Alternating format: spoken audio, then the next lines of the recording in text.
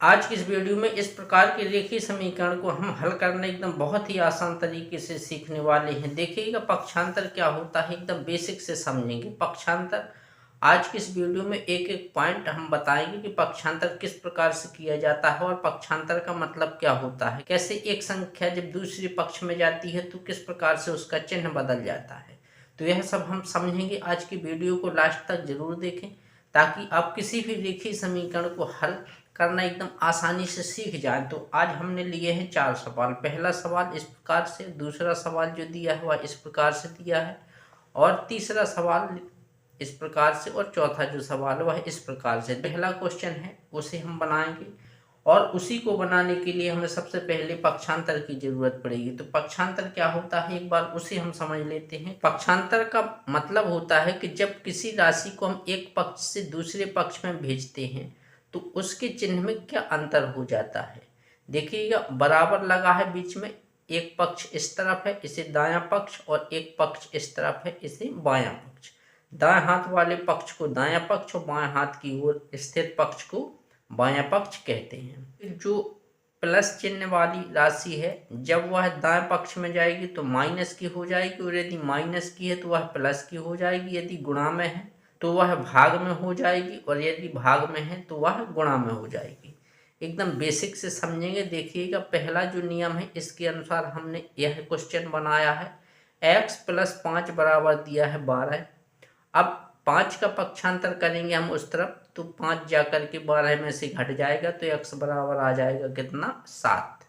इसी प्रकार से दूसरा क्वेश्चन दूसरे नियम के अनुसार x - 4 बराबर 6 दिया है। तो जब माइनस वाली संख्या दूसरे पक्ष में जाती है तो उसका प्लस हो जाता है, यानी जोड़ में हो जाती है।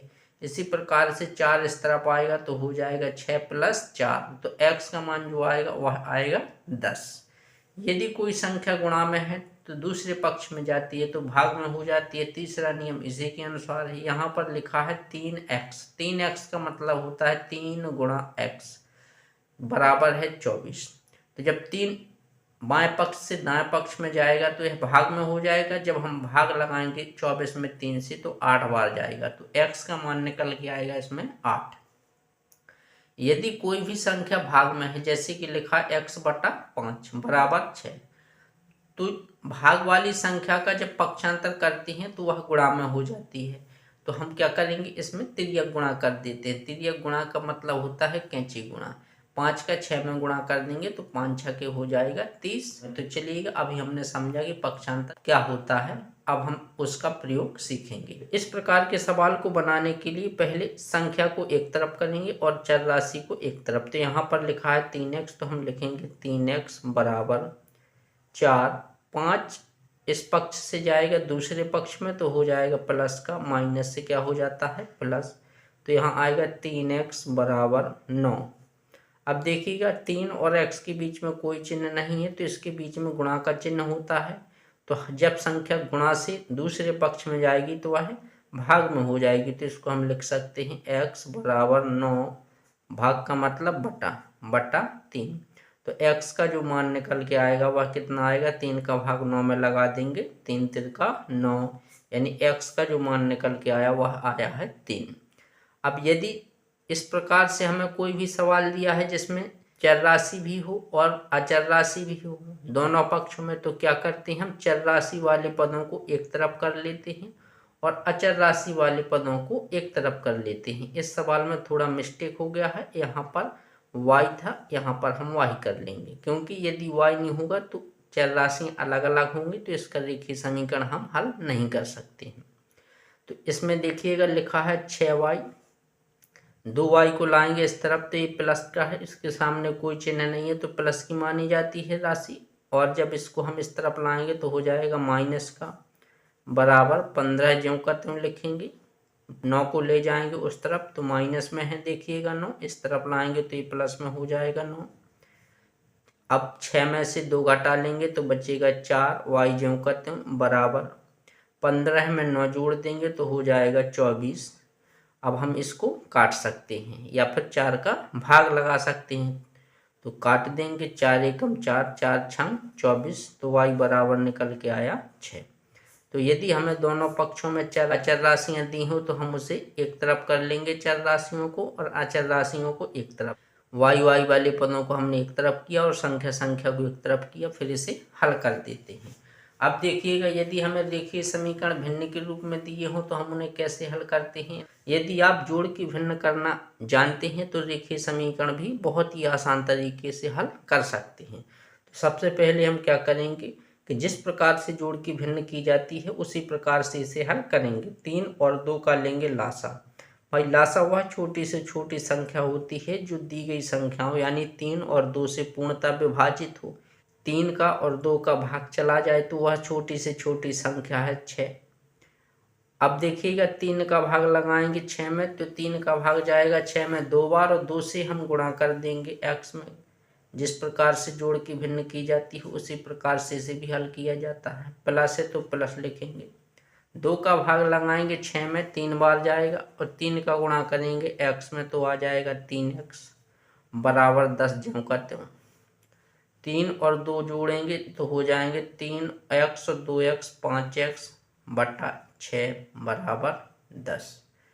अब देखिएगा इसे हम इसी प्रकार से हल कर सकते हैं।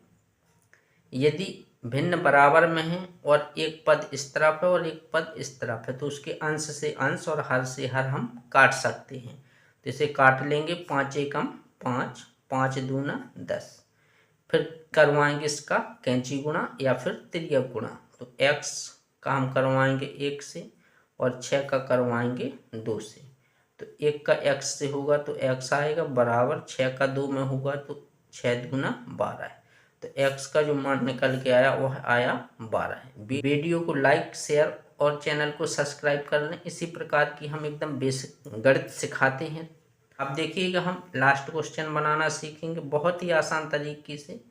तो चलिएगा सबसे पहले हम क्या करते हैं कि इसका हर नहीं है, पहले हम इसका हर 1 मान लेते हैं। भाई किसी भी संख्या में हम 1 से भाग देंगे उतना ही मान आता है।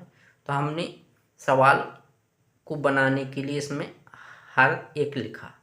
1 और 3 का लासा लेंगे तो आएगा 3, क्योंकि 3 वह छोटी से छोटी संख्या है जो 3 और 1 से विभाजित है। 3 का भाग लगाएंगे 3 में तो 3 एकम 3, 1 बार गया तो 1 का गुणा करेंगे x में तो x ही आएगा। प्लस 1 का भाग देंगे 3 में, 3 बार जाएगा, 3 का गुणा कर देंगे हम 2 में तो 3 दूनी हो जाएगा कितना 6x बराबर 14। अब x और 6x जुड़ेगा तो हो जाएगा 7x बटा 3 बराबर 14।